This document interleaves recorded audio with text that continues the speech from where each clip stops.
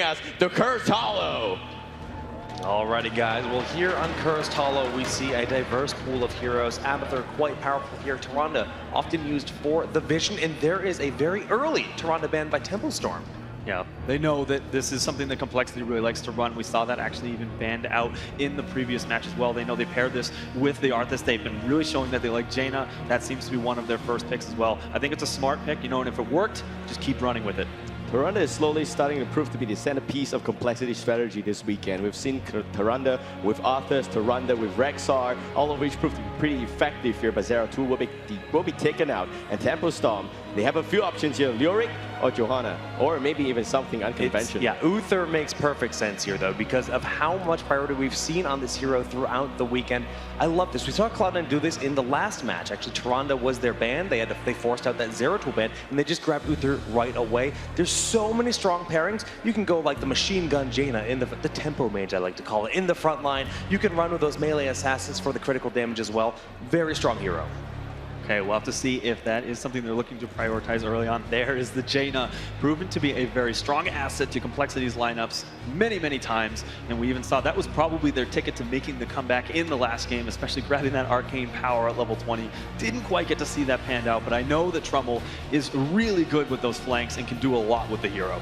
Yeah, we actually had a bit of a prelude into the Frostbolt build by Jaina earlier in day one, and that proved to be doing a lot of damage, calculated to be about 600 damage at level 20 and 0.6 seconds when you have Icy Veins up. Complexity now, they have to decide if they favor one of the two warriors, Leoric, Johanna. I mean, Arthas is still available, and they are known to run Arthas as well.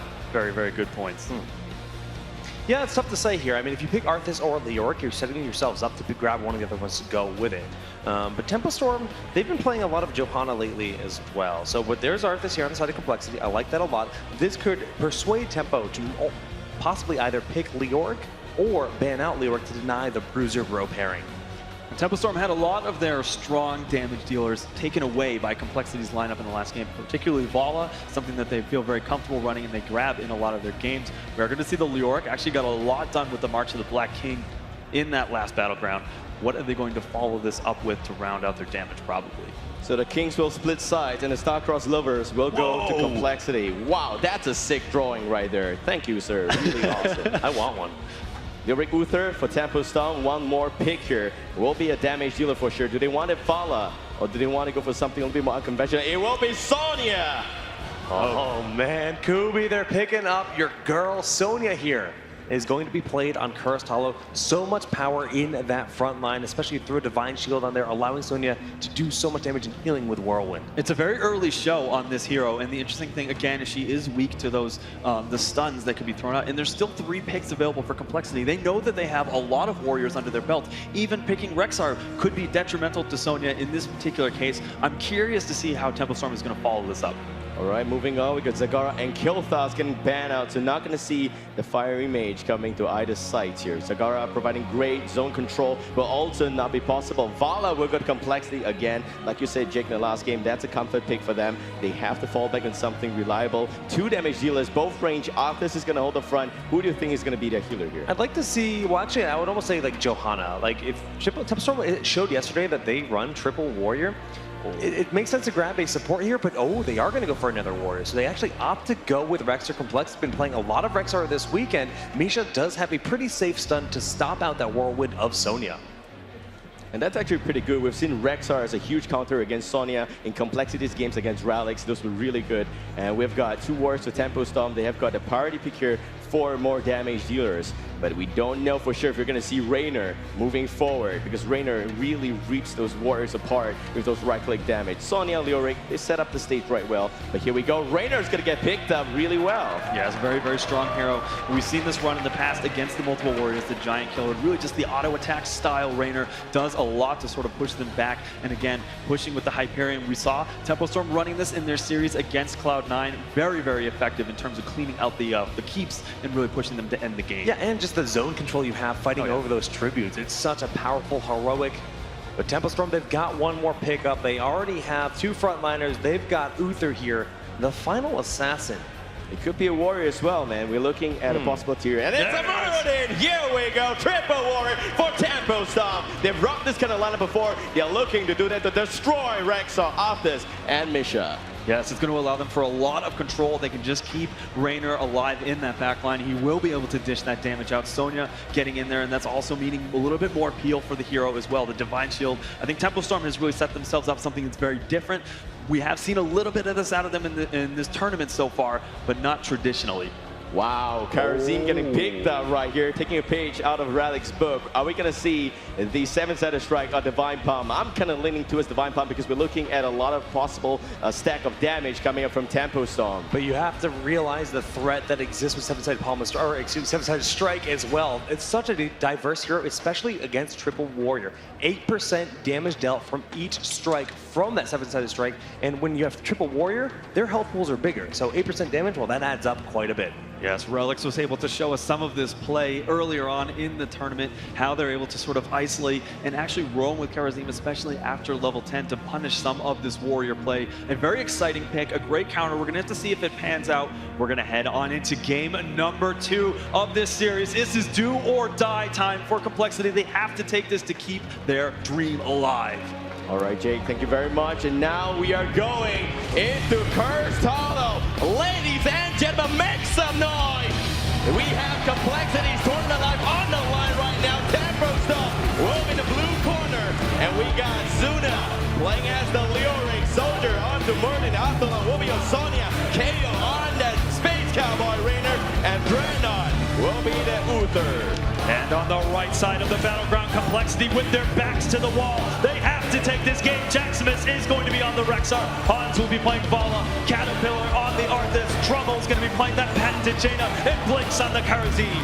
Cursed Hollow is a big battleground. You want to make sure you apply pressure across all 3 lanes. The early game is very important because if you get the first curse, you have so much more advantage. In terms of laning pressure, Triple Warrior, they have the pre-4 advantage, but we know for sure that Rexxar, he can hold his own lane, so can Arthas, and Kharazim, Jaina, Vala may just be the bottom lane triple heroes push right there. Yes, absolutely. You can't always count out Jaina, though, with the Arthas, and if Rexxar is roaming with them as well. They could do a lot to contest this early game, and I'd be curious to see how this ends up panning out.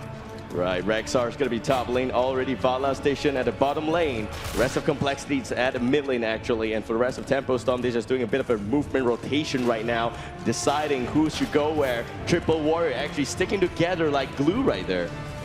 Cursed Hollow, one of the battlegrounds. It's a very, very large battleground, so it's we're going to see tributes popping up between the mid and top and the mid and bottom lanes. If you collect 3, then you will curse the enemy team, and it's going to be absolutely the objective. We'll see that popping up around the 2-minute mark. So some early game rotations, but that is absolutely going to be the focus around that time. Athlon's going to have the increased range on Ancient Spear real soon, but we're also going to see a little bit of the jump potential from both Muradin and Sonya. Sonya, if you provide the space, if you allow her to get in your face, she's going to slam it down. Okay, already starting to put a lot of pressure onto this bottom lane, looking to take some of these towers out. Look at that, already getting it down to half health. Hans really just sort of helpless, sitting behind that gate, trying to defend it. And Zuna mid lane with the Wraith Walk, trying to get out of trouble, and Howling Blast is on point! Zuna will go down! That's the power of Jaina in that early game. Has an incredibly strong kit, and it scales so well past, especially we're going to see that Water Elemental. Maybe even that Ring of Frost does a lot of really good zoning, especially if they're running multiple warriors. It's the first takedown, but it doesn't mean a lot of EXP lead just yet. We need to see more of this roaming action, and Jaina well got out. The Tempo Storm punishment's running. 4-member perfect body block right there. That is what I call a body block of death. And top lane, we got Rexxar doing some work. Misha, unfortunately, not really able to go right in because of the HP dropping so low. Menpet will kick in, and Jackson is holding onto the lane aggression.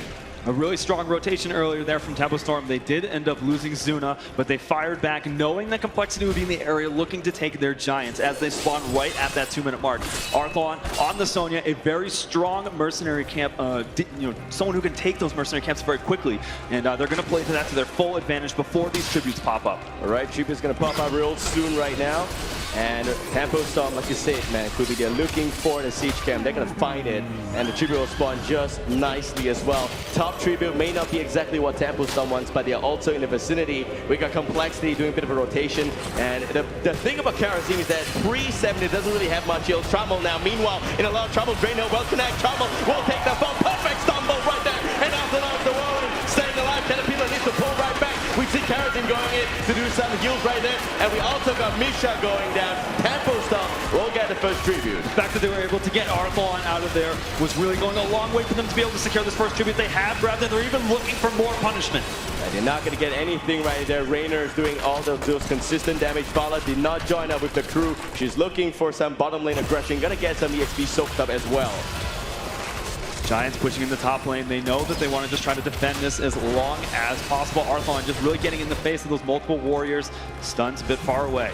In terms of talent options from both sides, everything looks to be very standard, nothing surprising just yet. We're looking at Karazim going for a bit of a support build here. He could go for Cleanse or something else. Zuna, meanwhile, will use the Wraith Walk, and a Blizzard will connect, but it's not a takedown. Really smart play from Trumbull to save the Blizzard, knowing that the Wraith Walk would be the tool to get out. And the stun on the Whirlwind has Arthon overextended. Abdullah needs to pull back. Warren's going to heal him out a little bit, but it's not going to be enough. There is not enough heals from Dread. His mana is so low right there, and nothing they could really do. KO. Also, he's some trouble. Misha lunges forward, but not going to get anything done. Tribute spawning. Complexity. They got a bit of a numbers advantage, but Soldier's here first.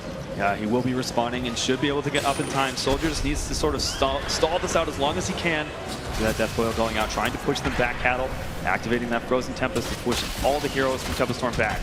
Blanks looking like he's about to get it. Nice Holy Radiance by Dreadnought there. And the Complexity, they have to pull out. Zuna is in town, looking for the Drain Home. He finds it on Blinks. There goes the Stumble onto Jaina. Soldier dropping below 40%. Trommel going in for the takedown. Is he able to get it? One or two more Frostbow. Not going to be enough for Trommel now. In a lot of trouble. Zuna giving chase. And we are going to see some heals now. Oh, Tempo Storm. Warlock is again in here. Trommel with his southern exit will go down. Trommel able to be taken out in that U-shape area. They know they can just rotate heroes around. A smart play. They pick up. No, they don't actually. We had Complexity grab that in the midst of all the chaos, so they're going to even the Temples out 1-1. And this is going to put a lot of pressure on Tempo Storm moving forward. They had a strong advantage, but now Complexity has the slight level lead going into this. And it's all about getting to level 10 for those heroics. This is really close. One tribute, both sides. Negligible level lead. Half a level only. We're looking at Complexity looking for level 10. I don't think they're going to get it before the next tribute. But 5 minutes and 35 seconds into this game number 2, Complexity can afford no mistake. There we go. Howling Blast, not connecting. This is not going to be anything. Both of these Mages of Eyes, in fact, will pull back. We talked about that machine gun style build for Jaina earlier. We have the Pierce on the Frostbolt, as well as the cooldown reduction on the chill targets. If we see that Icy Veins picked up, it could mean massive damage going from those flanks of Trumbull. The lockdown is real. That is some real teamwork. They can put aside the past grievances, but Arthas and Jaina, they can do a lot of damage if they want to. Complexity doing a great job battling back from that loss in game 1. Their early game looks strong, and they are well on their way to level 10, picking up the second tribute. A Wraithbolt by Zuna is going to be okay. The rest of Complexity, they get that tribute advantage right here. We're looking at both teams getting level 10 before the next tribute spawns. Athlon taking up the Siege Giant. And here we go, heroics for Complexity. It's going to be Water Elemental. Unleash the Boars, as well as that extra Army of the Dead from Arthas. We see Divine Palm by Karazim and Strafe for Vala. Talked about the damage output and the stuns from this triple warrior lineup that Tempo Storm has, and having that Divine Palm could be a very critical asset to Complexity moving through this mid to late game with the advantage. Wow, we're looking at a lot of control coming from Tempo Storm, but they need to do better in terms of soaking those EXP. They're getting rotations but not really getting any takedowns, and both of those skill shot misses terribly. Jack Simmons was just directly in the middle of both of them, and here we have some multi-shot slows coming in as well. That rotation from Hans not going to be quite enough damage to try to punish this, and this is a critical tribute for Complexity. If they're able to grab this, that means a curse and a lot of structural damage could be thrown down. Tempo Storm has to represent here. And Dread summoning it up really well. Blinks is waiting for it. And there we go, Karazim with the Radiant Dash. Zoom in, zoom out, just like a Ferrari. We got the rest of them right here. And Soldier looking to bully Hans with the Drano from Zuna. They're looking for something more. But Blinks is dropping in the background. The Monk with the Divine Palm is going to save him some seconds. But they don't activate! And it's nothing at all. We're looking at Merlin chasing a little bit. Absalom goes down first. And we're also going to see Uther God, Raynor down. Blinks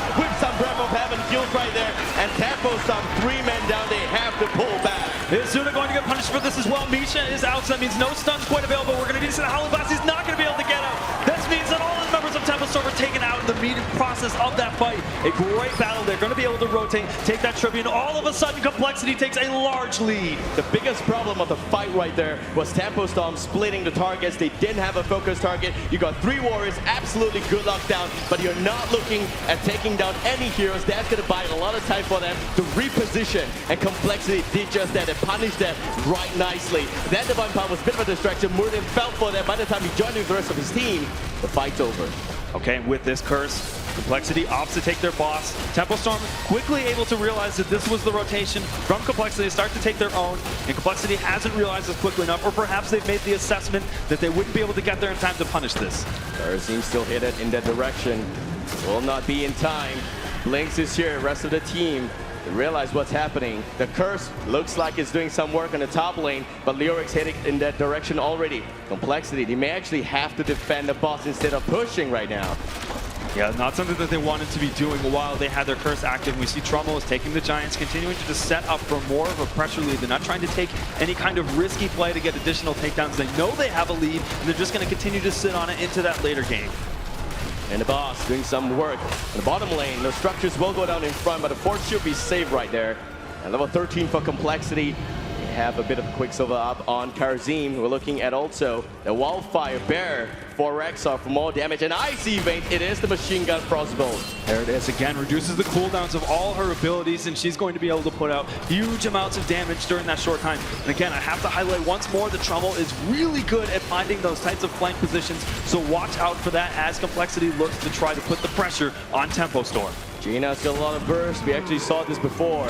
And here we have them at a good level lead. 10 minutes in. We have to stave off the aggression right now. In terms of having the lead here, clearly it goes to Complexity. Very safe play. Both teams look to be backing up, taking their night camps on the respective sides of the battleground. Arthon going to rotate to the bottom to clean up those Giants. Sort of a calm before the storm, if you will. The biggest problem here with Tempo Storm's lineup is they don't really have hot crowd control. You have 3 warriors and you don't have enough stuns to lock them down. They're all basic abilities and not enough to connect on everyone on the other side. They have enough damage in the form of Rump of the Berserker as well as much of the Black King and Rainer's Hyperion here. But can they hold them in their position for those damage to take place? Historically, taking wins off of Tempo Storm meant having an incredibly strong early game. Cloud9 knows this all too well. They have a slight lead for the time being, but is it enough? And Misha is going to barely be able to escape. The Bear will be fine after long, looking for punishment onto Trumbo, but it seems like the device is going to buy some more time. And after braving the front, much of the Black King, not enough. Zuna goes out. We're looking for more. Hyperion's going to look for a bit of a pickup. But Soldier's the one in a lot of trouble pumping the Avatar. Rainer has got Complexity. They charge forward. Takes a 2-hero advantage in that fight, and they're looking to continue their structural lead. Every single fort is down on the side of Tempo Storm, and another tribute spawns. Almost level 16 for them. This is a bit of a nightmare for Tempo Storm. In terms of late game, they may have the advantage when it comes to setting up the proper position in all of this map here with a lot of nooks and crannies. But can they reach level 16 before that? We're looking at some really good aggression by Complexity. They control the battleground very well. And this could be a bit of a problem here for Tempo Storm. You mentioned the level 16, a very critical talent tier, and it is just within grasp of Complexity. Tempo Storm respecting this, not even trying to contest that tribute, given the risk that they could have grabbed that level 16 just as they moved up to it, and that would have been a disastrous team fight for them. By the way, we see Vala picking up Giant Killer, so that's not going to be a frost shot. No extra slows on the multi-shot build. Realizing that Vala needs to do more damage, she also decides to go for Blood for Blood. That's pretty good. Arthas has got more extra tanky stuff there. And it seems like Zuna with Drain Hope. Is it going to be enough? We don't know. Dratcher to save the day. And Caterpillar pulls back. Jackson is maybe left a little bit behind. After goes in, slams the face of Hans. Not going to get a takedown there. He must be badly bruised right now. Misha looking to try to put a bit of pressure. Tempo Storm backing up for the time being. But again, another strong position for Complexity. With that level lead, they're going to be able to secure another tribute. And this is going to be the 4th tribute in a row for Complexity. Wow, they have all of this map possession right here. And we also see Karazim going for a little bit more of a support build, and there is the imposing presence of both the Bear as well as Rexxar. Really just targeted at Rainer, making sure that slow his auto attacks down if that is really looking to be his target. And having Misha out in front and knowing that you can't try to punish that positioning is going to be very aggravating. the Complexity, they have a bit of a talent lead right now. What they need to do is to force a fight if possible. Jaina also picked up a talent there. I'm thinking it should be Northern Exposure. We'll get confirmation of that real soon. Yeah, you talked about forcing fights 20 seconds before their boss is up, and I think this is Complexity's plan to do just that. Zuna, not too far away, is going to at least check on Complexity's positioning when that time arrives. Here we go. Tempo Storm, they need a level 16 before the next tribute spawns, that's for sure. Boss is up in just 3 seconds. Here we go.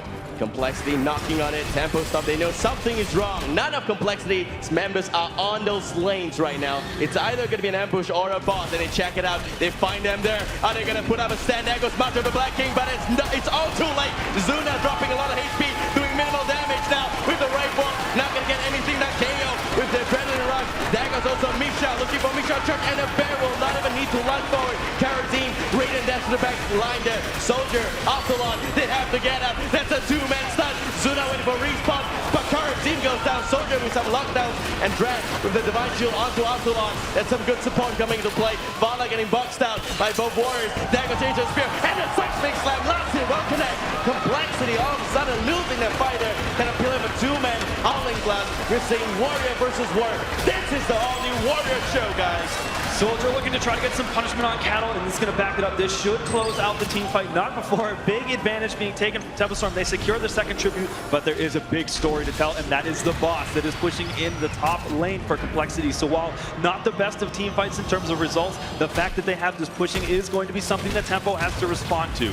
Boss top lane doing a lot of work here. KO's here to defend. I don't think the keep is going to drop, but we have got a bit of a nice story here. 2 tribute from both sides, Scooby. Yes. This is going to be close. And with those even talent tiers, this is going to mean so much. This will be Complexity's ticket to getting back to that game 3 to really start putting that pressure on Tempo. All right, we just got confirmation here. It is going to be Northern Exposure for Jaina, so it's a very bursty build.